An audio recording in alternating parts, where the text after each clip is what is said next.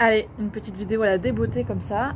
Ça fait un moment que j'y pensais et j'espère que vous allez bien. On est bientôt à la rentrée. J'aime pas trop ce mot, encore moins cette année.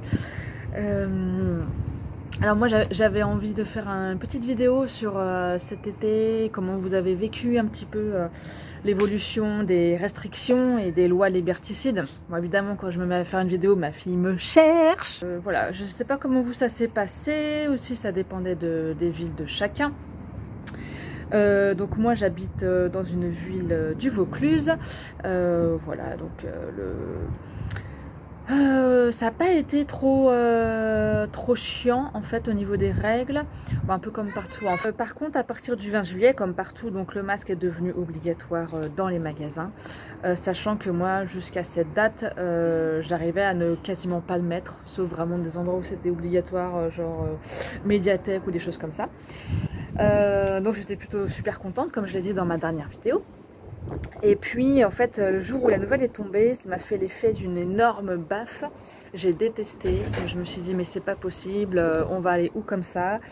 Et là j'ai sombré, j'ai sombré dans un tunnel noir sans fond en me disant mais qu'est-ce que je fous là, qu'est-ce que je fous sur cette planète, pourquoi j'ai demandé à m'incarner ici, pourquoi on m'a envoyé là, qu'est-ce que j'ai à faire, les gens sont trop cons, les humains vont jamais se réveiller, c'est mort, venez me chercher s'il vous plaît, hein. J'ai hurlé dans ma voiture un jour, venez me chercher.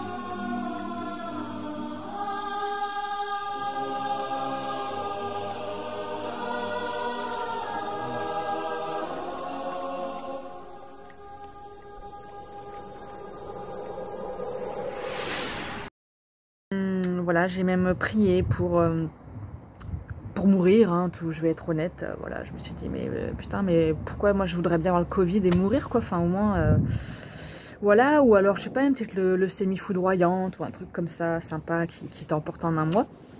Ni vu ni connu. Puis je me suis dit, bon, après, je suis quand même maman, et voilà, j'ai un homme qui m'aime et que j'aime, j'ai une famille. Et heureusement, tout ça me maintient sur terre, l'amour me maintient sur terre. Et j'ai réussi à traverser ce tunnel sombre, très très sombre, parce que j'ai un super chéri qui m'a vachement écoutée. J'ai eu l'opportunité de partir une semaine au bord de la mer. Et ça m'a fait un bien fou. J'avoue que j'ai eu la chance de pouvoir mettre les pieds dans un petit studio, en plus que j'avais réservé en janvier, donc bien avant tout ça. Et en fait, le studio était vraiment devant la mer, dans un petit coin du Morbihan, pas trop fréquenté, ça allait. Et en fait, j'ai pu beaucoup me baigner. La mer m'a fait énormément de bien. J'ai énormément lu. Je suis tombée aussi sur les livres... il y a un chat qui se balade. Les livres d'Anton Parks. Je ne sais pas si vous connaissez. En tout cas, donc j'ai eu une semaine comme ça où j'ai dû me retrouver vraiment moi-même. On s'est retrouvé avec mon chéri, ma fille était chez mes parents, donc voilà, on a pu faire vraiment ce qu'on avait envie quand on en avait envie. Et c'était génial. J'ai vraiment guéri là quelque chose d'important. En fait, le fait de me tenir loin de l'humanité et de voir le moins de masques possible m'a fait tenir le coup, on va dire, et m'a fait voilà, sortir du tunnel, revoir la lumière blanche. Ce qui fait que quand quand après ça s'est encore aggravé, où il y a eu quand même pas mal d'endroits et de villes où les masques sont devenus obligatoires en ville, dans les centres-villes en tout cas. En tout cas, moi ça a été le cas. Je ne l'ai pas hyper bien pris, mais ça a été. Ça a duré genre 2-3 heures où j'ai un peu badé, et puis après ça a été. Puis... Dans la ville où je suis, il y a très peu de contrôle, donc tant mieux. En fait, du coup, je le porte jamais, donc, dehors en tout cas. Donc voilà, et aujourd'hui où j'en suis, et en fait je voulais faire un peu cette vidéo par rapport à des gens que j'ai eu sur mon compte Instagram ou que je peux voir aussi dans d'autres profils ou comptes sur Facebook. Il y a quand même beaucoup de gens qui sont pas bien en ce moment, qui s'inquiètent vraiment, et je pense qu'il y a de quoi s'inquiéter hein, pour notre humanité. Qui ont beaucoup de mal à accepter ce masque, toutes ces mesures liberticides. Et j'avais envie de faire une petite vidéo pour ces personnes, pour leur dire que moi-même j'ai traversé ça. Mais vraiment, voilà, ce que je disais tout à l'heure, j'avais envie de mourir, c'était pas des... Voilà, c'était pas des cacahuètes, quoi. Je pleurais beaucoup, j'arrivais pas à me retenir, enfin j'étais vraiment, vraiment déprimée, quoi. J'aurais eu une ordonnance pour me mettre sous antidépresseur, je l'aurais fait, donc heureusement je ne l'ai pas fait. Mais voilà, je voulais vraiment dire que j'ai traversé ça. Et alors moi ça m'aide de savoir qu'il y a des gens qui peuvent vivre ça. Ça m'aide de savoir que je ne suis pas la seule. Donc j'avais envie de dire, j'avais envie de vous rassurer, de vous dire qu'on n'est pas seul, qu'à différents moments on traverse ces moments de tunnel noir, ces nuits noires de l'âme, que j'en aurai sûrement d'autres. Mais qu'en tout cas, cette période qui a été vraiment dure, là, qui a duré 10 jours, fin juillet, m'a permis de beaucoup mieux appréhender. Et quelque part, je sais qu'on ne va pas s'arrêter là. Je pense que les mesures iront encore plus loin. Il y aura peut-être la vaccination, enfin voilà. Donc là, je m'attends à des choses pires, parce que je pense qu'ils sont capables de faire bien pire. Mais quelque part, je sais au fond de moi que j'irai pas dans cette direction. Que jusqu'à présent j'ai toujours su me soigner selon mes propres moyens, que je vais continuer. Que là on est dans un schéma familial où je peux me permettre de faire l'école à la maison, et c'est sûrement ce que je vais faire. Voilà, en fait on a eu aussi des années un peu plus dures avant. Mais tout ça, ça nous a permis justement de nous adapter au changement, d'être vraiment réactifs, de ne pas se laisser plomber, d'avancer, de croire en nous. Et voilà, aujourd'hui, je me sens vraiment prête à ça. Donc voilà le petit message que je voulais vous passer. Et j'en profite aussi. Alors je sais pas, peut-être que je ferai une vidéo spécifique où je vais parler de ça, mais j'avais envie de vous faire part d'une découverte qui m'a énormément aidée dans cette traversée. Ce sont les livres d'Anton Parks. Alors, ce sont les livres d'Anton Parks. Je suis écoutée et espionnée chez moi. Voilà, donc c'est grâce à une amie que je remercie à travers cette vidéo qui m'a fait découvrir Anton Parks, que je ne connaissais absolument pas. Je cherchais depuis plusieurs mois des livres qui parlent de tout ce dont il parle. Et là, franchement, ça a été un coup de foudre pour ces livres. Donc j'ai commencé par les chroniques du JRQ. Ça fait très science-fiction, mais ça ne l'est pas du tout. Donc là, j'ai lu le tome 0, 1, 2. J'attends le 3 de la nouvelle réédition. Et en gros, c'est quelqu'un qui a eu des flashs à partir de ses 14 ans, mais des flashs hyper réalistes où il y avait comme un film qui se déroulait devant ses yeux. Donc très dans le désordre, voilà, c'était pas du tout simple pour lui à analyser. Et en parallèle, il a fait énormément de recherches historiques, archéologiques. Enfin voilà, c'est un chercheur historien, médium. Et ses livres, c'est un condensé de trésors. Il analyse l'histoire de la Terre par rapport à d'énormes trouvailles archéologiques qui ont été faites, dont on parle très peu. Voilà, et en fait, grâce à ces flashs, il arrive à remonter même à des milliards d'années sur l'existence en fait d'une espèce reptilienne donc qui peuple la Voie lactée depuis très longtemps. Qui n'est pas dans le noir total comme on veut le faire croire aujourd'hui quand on parle des reptiliens. En fait, c'est une vraie histoire,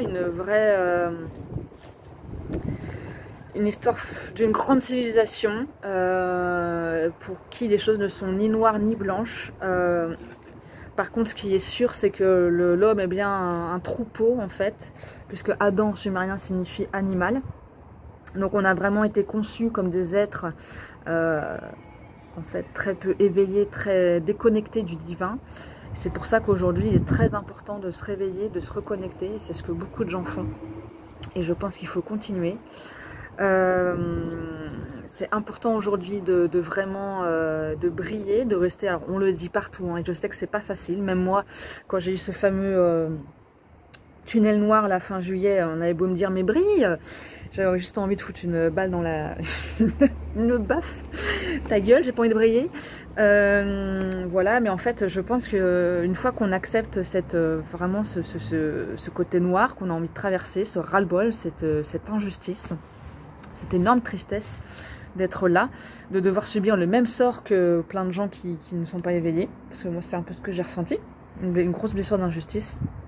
En fait ça, pour revenir du coup, je pense qu'en fait une fois qu'on accepte ces périodes de bad un peu, c'est bien de remonter et de vraiment comprendre qu'on va vers la lumière. Je sais pas dans combien de temps, il y en a qui disent 1 an, 2 ans, 3 ans, 10 ans. Je sais pas dans combien de temps, mais je pense que comme dit une fille qui fait aussi des vidéos YouTube, dit qu'ils ne vont pas perdre comme des enfants de cœur. C'est exactement ça. Et nous, on va pas gagner juste en regardant des vidéos YouTube. Je pense que ça va être très important de se positionner, de s'aligner, d'être droit dans ses bottes, de faire vraiment les choix qui nous conviennent. Voilà, en tout cas, moi, c'est vraiment, je me sens super décidée à ne rien accepter qui me dérange. Et on va s'en donner les moyens. Et voilà, je pense que c'est comme ça. Voilà, faut vraiment retrouver cette force, cette puissance. Et alors aujourd'hui, oui, je mets le masque et je m'amuse pas à balancer mon article de loi à chaque fois que je rentre dans un magasin. Je mets le masque, je le porte sous le nez. J'ai acheté un masque d'ailleurs, je l'ai pas là, mais avec le symbole Métatron. Et c'est comme ça, moi, que je me positionne, voilà, et j'ose dire que je ne suis pas d'accord avec tout ce qui se passe, j'ose dire que pour moi c'est une pseudo-pandémie. Et voilà, je dis ce que je pense avec beaucoup de bienveillance. Je pense que c'est important aussi de parler, hein, de ne pas tout garder pour soi. Tant pis si on nous traite de conspirationniste ou autre, mais voilà, je pense que c'est vraiment important. Et voilà, moi on risque de traverser peut-être un début d'hiver compliqué, mais j'ai vraiment la foi, je sais que je suis protégée, que je suis accompagnée, que tout ne va pas se faire sans rien faire, mais il faut continuer à briller. Voilà, donc j'espère que cette vidéo va vous aider. Donc si vous êtes en bad, juste petit rappel, contact avec la nature, de l'eau, de la forêt, de la marche, du sport, ce que vous voulez. Et puis après, moi ça a été les lectures d'Anton Parks, mais peut-être pour vous ça sera autre chose. En tout cas, je vous conseille ces lectures qui sont génialissimes. Voilà, bah écoutez, je vous remercie d'avoir été jusqu'au bout de cette vidéo et puis à la prochaine. Ciao ciao. On dirait de l'eau salée.